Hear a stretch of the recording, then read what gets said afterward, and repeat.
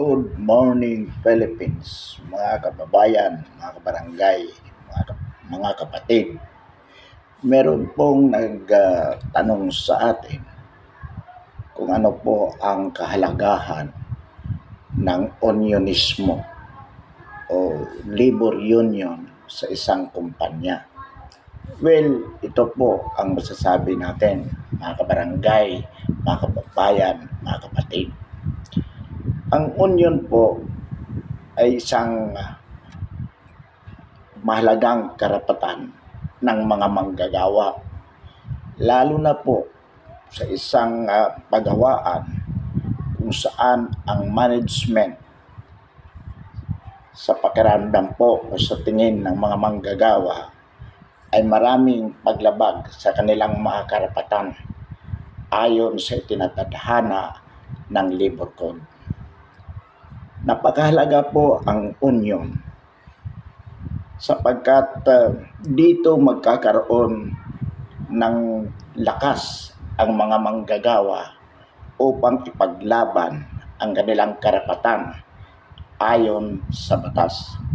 Sapagkat kung wala pong union sa isang kumpanya at mayroong pang-aapi sa mga manggagawa na ginagawa ng management, hindi po kaya ng isang manggagawa lamang na ipaglaban ang kanyang karapatan. Sapagkat kung siya ay nag-iisa, madali po siyang tanggalin ng management. Samantalang po kung mayroong union at ang nakikipaglaban po sa mga karapatan ng mga manggagawa o sa karapatan ng isang manggagawa na nilalabag ng management, ang union po ang kinatawan, lumalabas po dyan na ang nakikipaglaban sa karapatan ng isang manggagawa o ng lahat ng mga manggagawa laban sa pang-aapi ng isang kumpanya o management ay mismo ang buong mga manggagawa sa nabanggit na pagawaan. Ibig sabihin, ang laban ng isa ay laban ng lahat na kinakatawan ng union. So dahil po dyan, mapipilitan ang mga manggagawa o mapipilitan rather ang management to deal with the union. Sapagkat kung babaliwalain ng management ang union na kumakatawan sa lahat ng mga manggagawa, pwede pong gamitin ng union ang karapatan ng mga manggagawa na mag-strike. At pag nangyari po yon, tiyak na mapaparalyze ang operation ng kumpanya, which most of the companies cannot afford to. Hindi po nila papayagan na mapaparalisa ang operation ng kanilang negosyo. Sa makatwid, dapat po nilang harapin ang union bilang kinatawan ng mga manggagawa kung ano man ang mga grievances na inihaharap ng union laban sa management para sa kapakanan ng isa o lahat ng mga manggagawa sa nabanggit na pagawaan. Kaya po mga kapatid, mga kabarangay, mga kababayan, napakahalaga po ng union sa isang kumpanya. So ano naman ang kahinaan nito?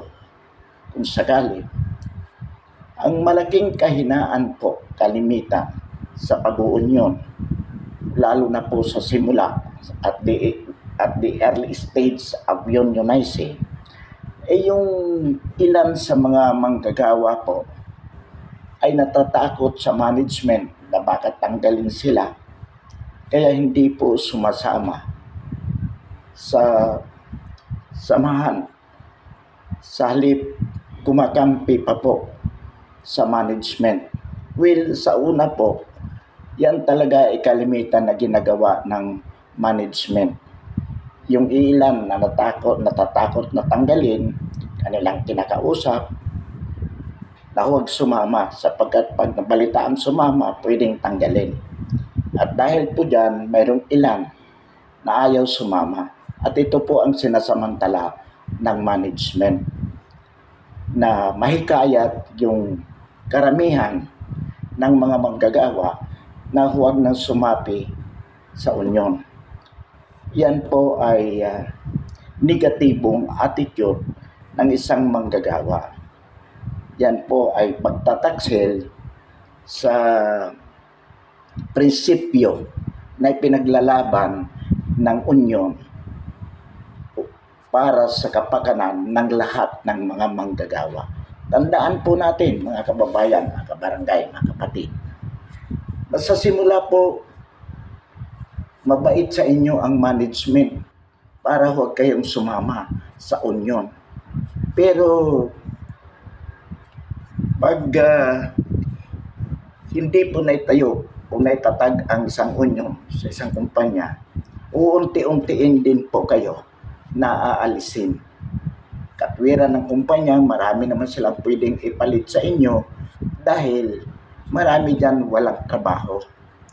So, dahil dyan, hindi po naitatayo ang isang union sa isang kumpanya.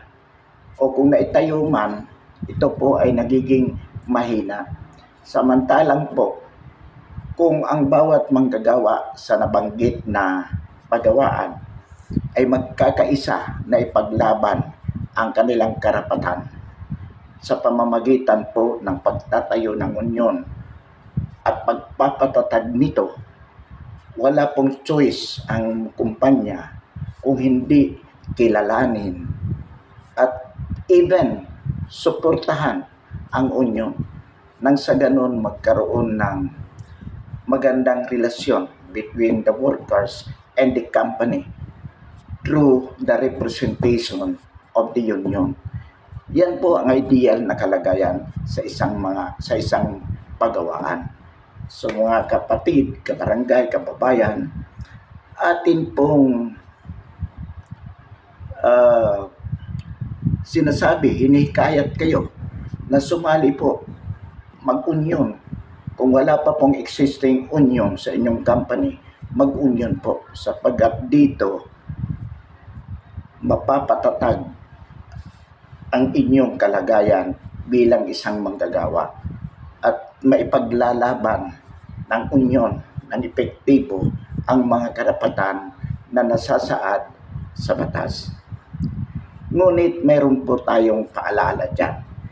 Sapagkat kung titingnan po natin ang kasaysayan ng unionismo sa Pilipinas, kung saan ito po ay na-infiltrate ng mga makakaliwa, totoo din naman po na maraming union ang nagpabagsak sa management.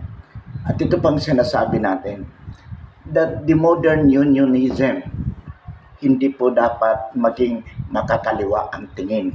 Ano po ibig sabihin natin? Ipaglalaban ng union ang mga karapatan na ayon sa batas. Ngunit, dapat po ang union ay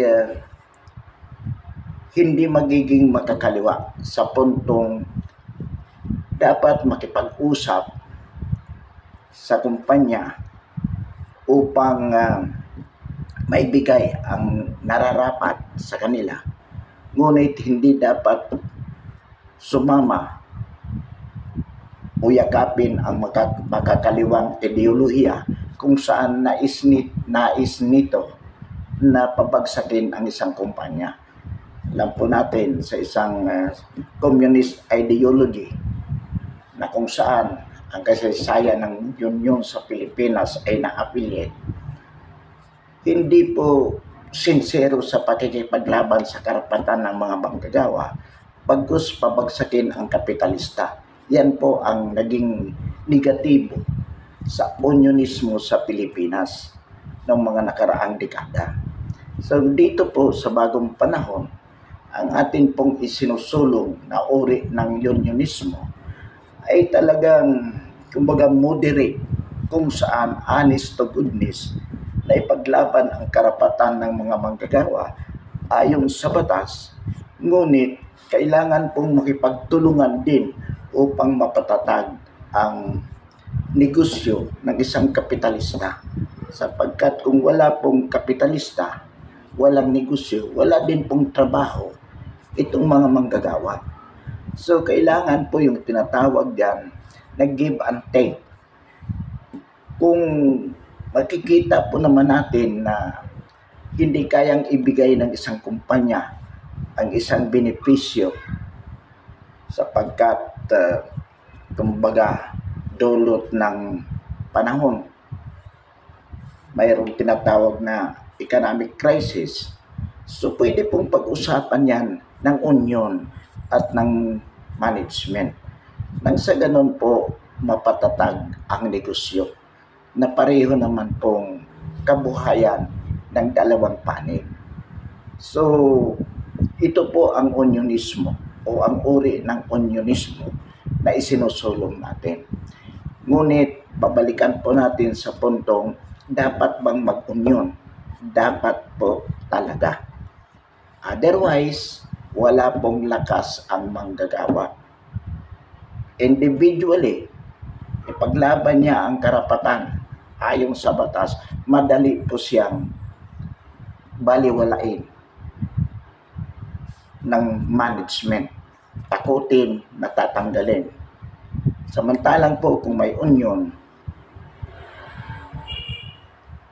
ang management po ay mapipilitan na makipag-usap, harapin kung anumang problema na inihaharap sa kanya ng union upang ma-address kung ano man ang pangangailangan ng isang manggagawa.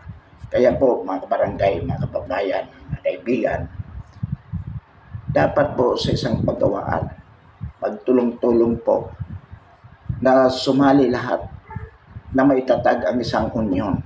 Isang union na responsable. Isang union na ipaglalaban ang karapatan ng mga manggagawa. Isang union na marunong tumingin sa kalagayan din naman ng management nang sa ganon magkaroon ng tinatawag nating symbiotic, yung mutual na mutual, ibig sabihin po kapwa